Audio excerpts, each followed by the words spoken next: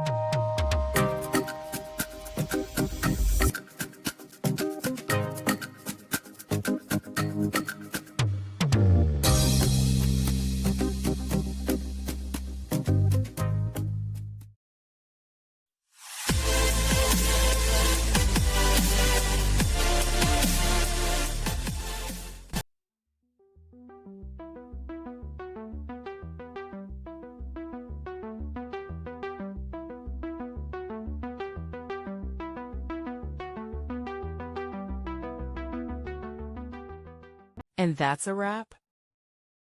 I hope you found the answer you were looking for. If you did, take a second to hit that subscribe button. It really helps out. And let me know in the comments which solution worked best for you. See you next time in the debug zone.